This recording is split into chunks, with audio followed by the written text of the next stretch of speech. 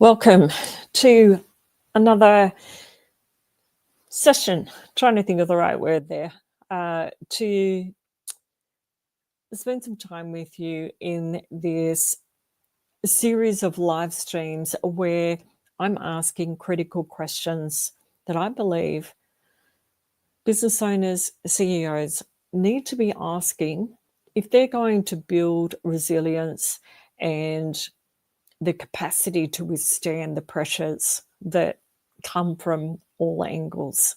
And if they're going to be able to build that integrity and that resilience, as I just said, into their personal lives, but also their organizations.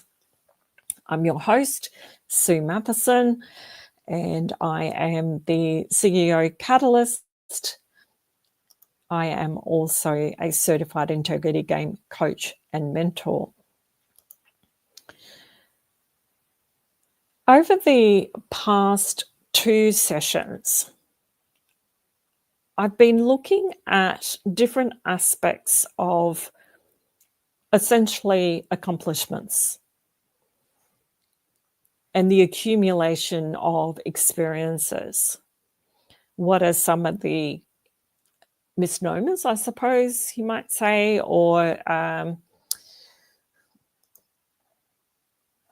misinterpretations that we might make around the term accomplishments and the fear of owning them, the fear of sharing them because we might feel that we're being arrogant. We may even have got caught up a little bit in the story that we need to be humble and not, I guess not arrogant would be one word to use in contrast.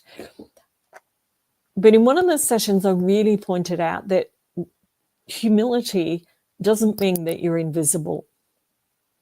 And there is very much a difference between arrogance and authentic acknowledgement of what you've built, maybe what you've contributed to, or even what you've overcome. And the skill lies in being able to frame that in a way that is well communicated, that shows what you have achieved, what you've overcome. And also in one of the sessions, I just left you with 3 ideas as to how you might frame that differently. And this is one. Here's what we set out to do, and so on. The second one, here's what we struggled with. The third, here's what we accomplished and why it matters. So they were 3 ideas that I gave you to reframe the way that you talk about what you have achieved.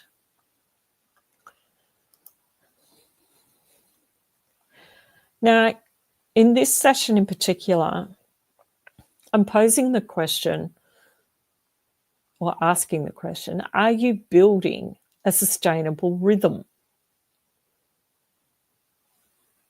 What does that mean, you ask?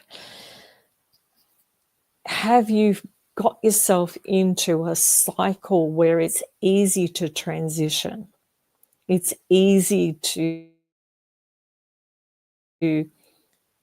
leverage off, those 3 examples as a starting point that I've just given you. Can you leverage off those and very comfortably start to move from one to the other so that shift is natural, that shift flows, and you're not rushing to finish one thing and then suddenly shifting to the next and not giving yourself any continuity.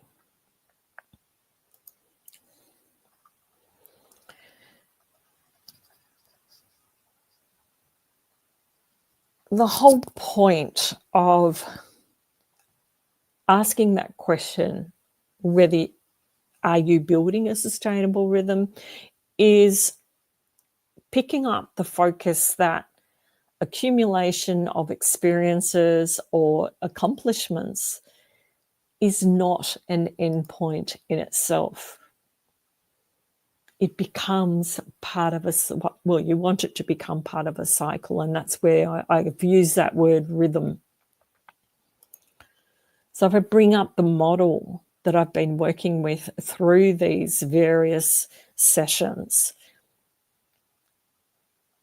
and this image here of the integrity game is two-dimensional, but you can very easily turn that into more of a circle or a cylinder even, so that you're moving through, you're creating cycles.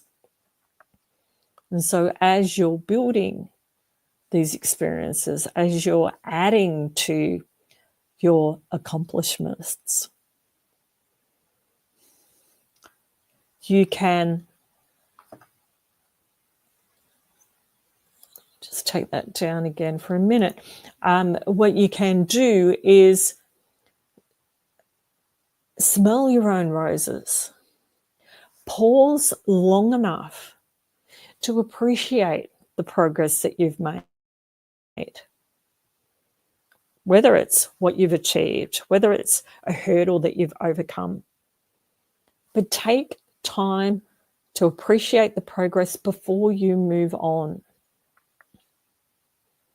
And again, referring back to the previous session, when you can build that skill to talk about it well, you are modeling the integrity in what you are doing. And that's what this framework is all about. It's about building that integrity. It's about building that resilience.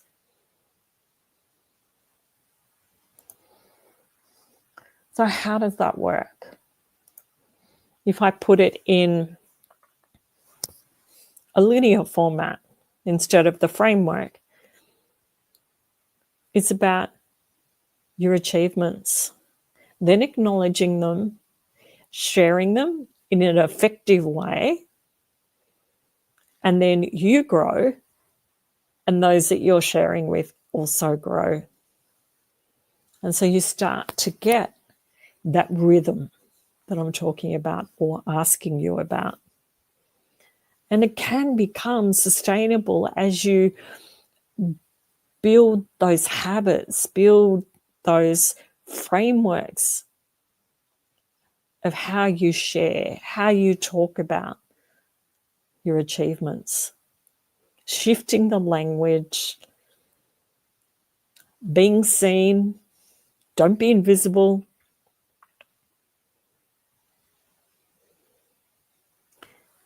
Integrating each of those elements that I've shared over just now, but the previous two sessions in particular,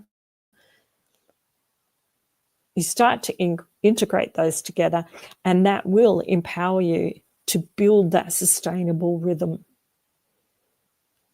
And you can keep going.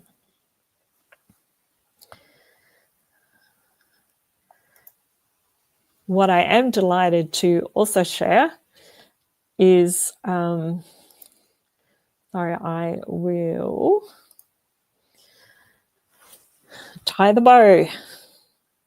We are fast headed as we close out this conversation around accumulation of accomplishments and achievements.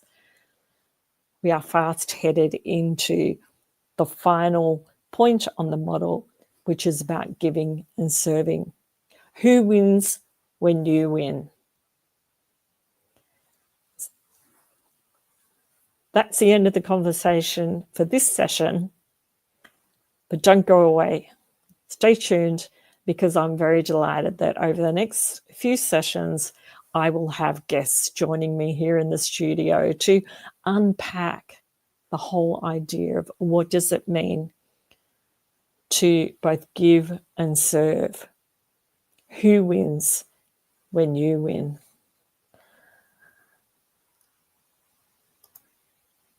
thank you for being part of the conversation, for joining me, watching the recording. And if there is any topic that you would like to discuss further, that you to explore more deeply, please reach out. sue@suematheson.com.au, and I would love to have a conversation with you. I also look forward to hearing some of your comments. Like I've given you some ideas, some challenges as to how you can build that rhythm, how you can change your language in the way that you frame your achievements. I would love to hear how you go. How does it help you? What are the responses? What are the differences? So let me know. Be very excited to share your journey with you. So again, look forward to being with you again online soon, and having some guests in the studio with me. So bye for now.